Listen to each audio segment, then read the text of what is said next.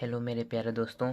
आज से हम क्लास 9th की गणित को स्टार्ट करने चल रहे हैं, जिसमें हम कक्षा 9th की गणित एनसीईआरटी को पढ़ेंगे। आइए आज हम देखते हैं पहला हम जो चैप्टर शुरू करेंगे, हमारा शायद पहला चैप्टर है संख्या पद्धति। पहला चैप्टर का क्या नाम क्या है? संख्या पद्धति। तो पहले हम संख्या पद्धति की भूमिका को पढ़ेंगे, तब उसके बाद में अपरिमेय संख्याएं पढ़ेंगे, फिर वास्तविक संख्याएं और उनके दशमलव प्रसार। मतलब ये है दोस्तों कि पहला चैप्टर हमारा संख्या पद्धति है। मैं इस संख्या पद्धति को पढ़ूंगा, स्टार्ट करूंगा। पहले ये जानूंगा कि संख्या पद्धति होती क्या है दोस्तों, और संख्या पद्धति के अंदर ये सब इतने चैप्टर हैं। मैं शुरुआत से क्या संख्या पद्धति शुरू करूंगा। पहला चैप्टर क्या है मेरा? संख्या पद्धति। अब इसको पढ़ने से पहले मैं इसका बेसिक कंसेप्ट जानूंगा, इसके मतलब कि इसका बेसिक क्या होता है। तो इसके कंसेप्ट कुछ पढ़ेंगे, तब उसके बाद मैं क्वेश्चन पे आऊँगा। पहले आज हम पढ़ेंगे इसका बेसिक कंसेप्ट क्या होता है। तो आइए देखते हैं दोस्तों। पहले है मेरा चैप्टर, फर्स्ट चैप्टर क्या है? संख्या पद्धति। संख्या पद्धति, संख्या पद्धति का हमें बेसिक क्लास है, ये हमारी पहली क्लास है जिसमें हम संख्या पद्धति के बारे में पढ़ेंगे। देखिए दोस्तों, संख्या पद्धति के बारे में पढ़ने से पहले मुझे क्या पता होना चाहिए? एक होती है हमारी नंबर लाइन। नंबर लाइन क्या होता है? नंबर लाइन क्या बोलते हैं? नंबर लाइन मतलब क्या होता है? संख्या रेखा। क्या बोलेंगे दोस्तों? संख्या रेखा। ये हमारी है क्या? एक संख्या रेखा है। पहली हमारी एक संख्या रेखा है, जहाँ से पहले क्या है? जीरो। पहले शुरुआत कहाँ से होती है? जीरो से। तो जीरो पर मैंने इस लाइन पर पहले, ये हमारी नंबर लाइन है, इस पर मैंने एक पॉइंट रखा क्या? जीरो। जीरो से मैंने जैसे आगे बढ़ता हूँ, जीरो के बाद क्या आता है? 1, उसके बाद 2, उसके बाद क्या आता है? 3, उसके बाद 4, उसके बाद 5, और उसके बाद क्या आता है? 6। ऐसे चलते जाता हूँ तो एक लास्ट में पहुँचता हूँ दोस्तों, जिसको बोलते हैं अनंत। क्या बोलते हैं? अनंत। यहाँ तक मैं पहुँच नहीं पाता, क्योंकि इसीलिए मैं मान लेता हूँ कि अनंत है, कोई चीज़ अनंत है। तो पहले मैंने जीरो पर था, वहाँ से मैं शुरुआत किया, बढ़ता गया 1 2 3 4 5 6, देन अनंत। अब देखिए दोस्तों, अब जीरो से मैं जैसे आगे बढ़ा तो मुझे संख्याएं क्या मिली? प्लस में मिली। अब जीरो से मैं जैसे पीछे जाऊंगा, कहाँ जाऊंगा? पीछे, लेफ्ट साइड। इसको क्या बोलूँगा दोस्तों? Right side. एंड इसको क्या बोलूँगा? Left side. तो जीरो से जब मैं राइट साइड जाता हूँ तो मुझे संख्याएं कैसी मिलती हैं? धनात्मक संख्याएं। इसको क्या बोलता हूँ? धनात्मक संख्याएं। ये सब क्या है? धनात्मक संख्याएं। और इनको ए भी मैं बोल सकता हूँ दोस्तों, धनात्मक। क्या बोलेंगे? धनात्मक पूर्णांक। पूर्णांक क्या बोलूँगा? धनात्मक पूर्णांक। क्या बोलेंगे? धनात्मक पूर्णांक। और इनको क्या बोलूँगा दोस्तों? ऋणात्मक पूर्णांक।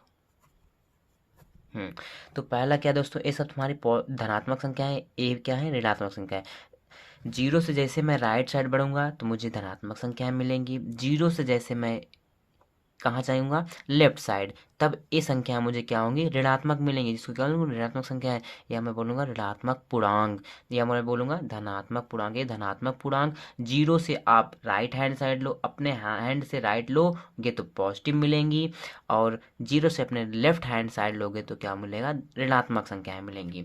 तो जीरो से मैं बढ़ा तो ये संख्याएं क्या हो रही हैं? इस साइड घटती जा रही हैं। अब देखो दोस्तों, जैसे लेफ्ट से आप राइट की ओर बढ़ते जाते हो तो ये संख्याएं क्या होती हैं? बढ़ती जाती हैं। मतलब कि लेफ्ट से मैं जैसे चलना प्रारंभ करता हूँ, कहाँ तक जाता हूँ? राइट तक। तो यहाँ से मैं चलना प्रारंभ करूँ लेफ्ट से, तो ये संख्याएं क्या होंगी? आपस में बढ़ती जाती हैं। तो -5, -4, -3, -2, -1, 0। अब देखो ऐसे संख्याएं क्या हो रही हैं दोस्तों? बढ़ रही हैं। तो मतलब कि यहाँ से बढ़ रही हैं, तो इसीलिए होता है कि -4 से बड़ा क्या होगा? -5। -5 से बड़ा क्या होगा? -4। एंड -3 से बड़ा -2। -2 से बड़ा क्या होगा दोस्तों? -1। एंड -1 से बड़ा क्या होगा? 0। एंड 0 से बड़ा 1। 1 से बड़ा 2। 2 से बड़ा 3। एंड 3 से बड़ा क्या होगा? 4। 4 से बड़ा 5। 5 से बड़ा क्या होगा? 6। तो ये सब हमारा संख्याएं हैं। दुनिया में कुछ कितनी भी संख्याएं होती हैं, वह संख्याएं नंबर लाइन पर लिखी जा सकती हैं, डिनोट की जा सकती हैं दोस्तों। और जीरो से जैसे आप राइट की ओर बढ़ोगे तो क्या कहलाएंगे? धनात्मक पूर्णांक। एंड जीरो से जैसे आप लेफ्ट साइड बढ़ोगे तो क्या कहलाएंगी? ऋणात्मक पूर्णांक। तो ये सब हमारी संख्याएं हैं। अब संख्याएं जीरो के बाद वाले को पॉजिटिव कहते हैं, जीरो के पहले वाले को लेफ्ट साइड को निगेटिव कहते हैं। तो इनको ऋणात्मक संख्या है, इनको धनात्मक संख्या है, और इनको भी क्या बोलेंगे, ऋणात्मक पूर्णांक एंड धनात्मक पूर्णांक। तो अब आइए देखते हैं दोस्तों, पहला है हमारा प्राकृतिक संख्याएं। प्राकृतिक संख्याएं क्या होती हैं, देखिए जैसे यहाँ पर है मेरा प्राकृतिक संख्या है, तो 1, 2, 3, 4 डॉट कहाँ जाएंगे, प्लस इन्फिनाइट तक। क्या बोलेंगे इसको, क्या मैं बोलूँगा दोस्तों, अनंत। क्या बोलेंगे हम, अनंत बोलेंगे। क्या बोलेंगे, अनंत। अब देखिए यहाँ पर मैं था, जैसे मैं यहाँ पर था, ओके, जैसे मैं यहाँ पर हूँ, अब मैं यहाँ से चलना प्रारंभ किया, क्या जीरो पर था मैं जीरो पर था, यहाँ पर खड़ा था, मैं चलना प्रारंभ किया। जैसे मैं चला तो यहाँ पर मैं नंबर उठाता गया, 1, 2, 3, 4, 5, 6 एंड और अनंत। तो मैं इस सब संख्याओं को अपने आप में उठाता चला गया, लेते चले गया। तो जो संख्याएं मैंने लिया अपने पास रखा, तो संख्याएं क्या कहलाएंगी दोस्तों, प्राकृतिक संख्याएं। क्यों, क्योंकि मैं जीरो पर खड़ा था, जीरो पर मैं रुका था, जीरो पर जब मैं रुकूंगा तो वहां से जीरो से चलना प्रारंभ करूंगा। जीरो के जैसे चलना प्रारंभ किया, मुझे मिला 1, मुझे मिला 2, मुझे मिला 3, मुझे मिला 4 एंड मुझे क्या मिला 5 एंड 6, और लास्ट तक जाऊंगा क्या मिलेगा, अनंत। तो ये सब संख्याएं मुझे क्या मिल गई, अनंत तक मिली संख्या, 1, 2, 3, 4 डॉट डॉट डॉट कहाँ तक जाऊंगा, अनंत तक। तो ये सब संख्याएं क्या कहलाएंगी, प्राकृतिक संख्याएं। क्या कहलाएंगी, प्राकृतिक संख्याएं। जीरो से आप चलना प्रारंभ करो, फिर जीरो से चलना शुरू किया तो 1, 2, 3, 4, 5, 6 अनंत तक मिलता जाएगा। तो ये संख्याएं क्या कहलाएंगी दोस्तों, प्राकृतिक संख्याएं। अब आइए अगला क्या है, दूसरा है पूर्णांक संख्याएं। पूर्ण संख्याएं क्या होती हैं, पूर्ण संख्याएं, सॉरी, क्या होगा, पूर्ण संख्याएं। पूर्ण संख्याएं क्या होती हैं दोस्तों, 0, 1, 2, 3, 4 डॉट डॉट कहाँ जाएंगे, इनफाइनाइट। अब देखो प्राकृतिक संख्या में क्या थी, 1, 2, 3, 4, तो मैंने कहाँ से प्रारंभ किया था, जीरो से। अब मैं यहाँ पे जीरो से, अब मैं यहाँ से जीरो से चलना प्रारंभ किया था, अब मैं थोड़ा सा मुड़ के जीरो को भी उठा लूंगा। क्या करूंगा, साथ में जीरो को भी ले लूंगा। आगे तो चल रहा था, बट मेरा मन क्या है कि मैं थोड़ा सा पीछे मुड़कर जीरो को भी साथ में ले चलता हूँ। तो मैं जब जीरो को साथ में लूंगा दोस्तों, तो यह संख्याएं क्या कहलाएंगी, पूर्ण संख्याएं। अर्थात 0, 1, 2, 3, 4 डॉट डॉट डॉट कहाँ तक, अनंत तक। तो ये संख्याएं क्या होंगी, पूर्ण संख्याएं। मतलब कि नंबर लाइन पे मैं जब 1, 0 से चलना प्रारंभ किया था, तो 1 से इनफाइनाइट तक लिया था, तो क्या कहलाएंगी, प्राकृतिक संख्याएं। अगर मैं जब चलना प्रारंभ किया था तो थोड़ा मुड़कर मुझे लगा कि मुझे जीरो को भी लेना चाहिए, तो मैं जब जीरो भी लिया, साथ में 1 भी लिया, 2 भी लिया, 3 भी लिया एंड 4, 5, 6 और अनंत। ये जब सब संख्या ले ली तो ये संख्या क्या बन जाएंगी दोस्तों, पूर्ण संख्याएं। क्या कहलाएंगी, ये पूर्ण संख्याएं। अब आइए देखते हैं पूर्णांक। पूर्णांक का मतलब होता है इंटीजर्स। क्या होते हैं दोस्तों, इंटीजर्स। इंग्लिश में क्या बोलेंगे इनको, इंटीजर्स। देखिए पूर्णांक संख्याएं कहते हैं। अब देखिए अभी अभी हमने बताया कि जीरो के जो राइट साइड की वैल्यू होंगी वह क्या होंगी, धनात्मक पूर्णांक, और जीरो से जो लेफ्ट साइड की वैल्यू होगी वह क्या कहलाएगी, ऋणात्मक पूर्णांक। अर्थात धनात्मक पूर्णांक और ऋणात्मक पूर्णांक, और जीरो भी क्या होता है दोस्तों, एक इंटीजर होता है। इसको भी क्या कहता हूँ, पूर्णांक। जीरो भी क्या है मेरा, एक पूर्णांक है। तो यहाँ से जब मैं राइट साइड की वैल्यू, एंड और लेफ्ट साइड की वैल्यू को, सारे लेफ्ट साइड की वैल्यू प्लस राइट साइड की वैल्यू को, जब सारी वैल्यू को मैं साथ में लेकर चलूंगा तो क्या कहलाएगा, पूर्णांक। अर्थात माइनस इन्फिनाइट या -5, -4, -3, -2, -1 एंड जीरो, ये सब क्या है, ये सब हैं ऋणात्मक पूर्णांक हैं। क्या है दोस्तों, ऋणात्मक पूर्णांक।